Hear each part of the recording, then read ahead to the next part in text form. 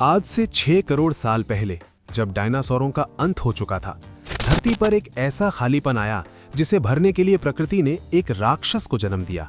एक ऐसा शिकारी जिसके सामने आज का एनाकोंडा एक केंचुए जैसा लगे।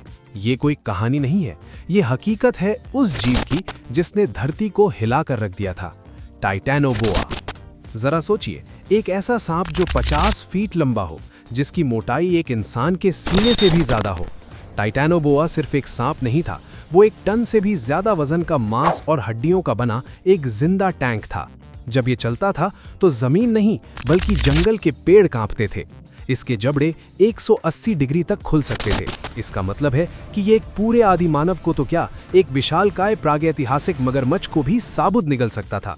और इसकी ताकत, अगर ये अपनी कुंडली किसी पर कस ले तो वो दबाव 400 पाउंड प्रति वर्ग इंच होता था, जैसे आपके ऊपर 1.5 एफिल टावर रख दिया गया हो। जारक और उसके शिकारी दल को अंदाजा भी नहीं था कि वे किसके इलाके में खड़े हैं। नदी के शांत पानी में एक छोटी सी हलचल हुई। जारक को लगा कि शायद कोई बड़ी मछली है, लेकिन तभी पानी के अंदर से 2 पीली आंखें चमक उठीं। टाइटैनोबोआ ने अपना फन उठाया। वो धीरे धीरे पानी से बाहर आया और उसकी लंबाई खत्म होने का नाम ही नहीं ले रही थी। लोग समझते हैं कि बड़े सांप सुस्त होते हैं, लेकिन टाइटैनोबोआ के मामले में ये सोच गलत थी। एक झटके में उसने कबीले के सबसे बलवान योद्धा भीम को अपनी चपेट में ले लिया। कोई चीख नहीं, कोई संघर्ष नहीं, बस हड्डियों की चटकने की वो खौफनाक आवाज जो आज भी उस जंगल की हवाओं में दफन है। टाइटैनोबोआ ने भीम को ऐसे कुचला जैसे कोई सूखे पत्तों को मरोड़ता है। उस रात कोई नहीं सोया। पूरे कबीले को पता चल गया था कि उनके पड़ोस में एक ऐसा शैतान जाग चुका है जिसे भूख नहीं बल्कि शिकार का जुनून है। जारक ने तय किया कि या तो टाइटैनोबोआ रहेगा या इंसान। उसने कबीले के लोगों को इकट्ठा किया और अपने पत्थरों को जहर में डुबोना शुरू किया।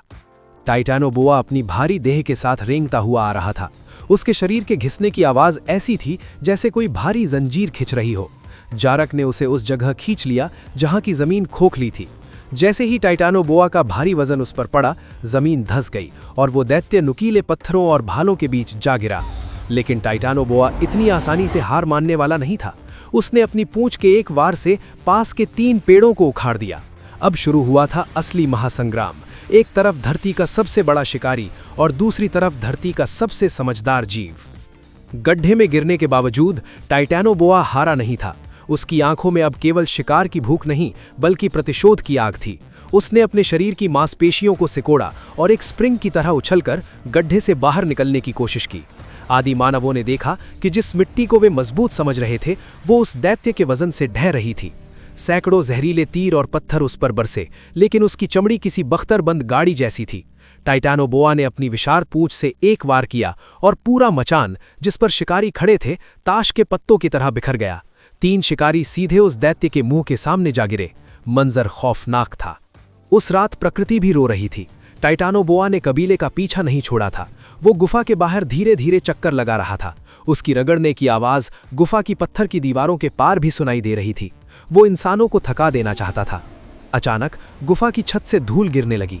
टाइटैनोबोआ गुफा के ऊपर चढ़ गया था। उसका वजन इतना था कि गुफा की छत डरकने लगी। कबीले के बच्चे और महिलाएं डर के मारे सहम गए।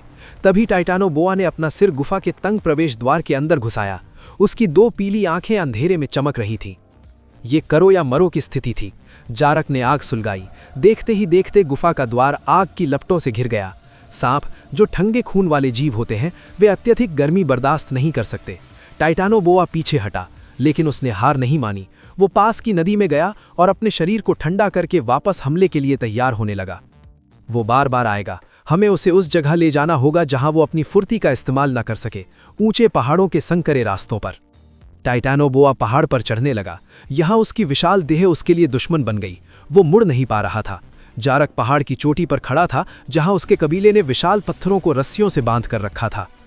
टनों भारी पत्थर सीधे टाइटैनोबोआ के सिर और रीढ़ की हड्डी पर गिरे। एक भयानक चीख के साथ 50 फीट का वो दैत्य हजारों फीट गहरी खाई में गिर पड़ा। गिरते समय उसका शरीर चट्टानों से टकराया, जिससे पूरे पहाड़ में कंपन हुआ। नीचे पहुंचते ही एक जोरदार धमाका हुआ। टाइटैनोबोआ का अंत हो चुका था। समय बीत गया, कबीले मिट गए, लेकिन टाइटैनोबोआ का खौफ पत्थर बन गया।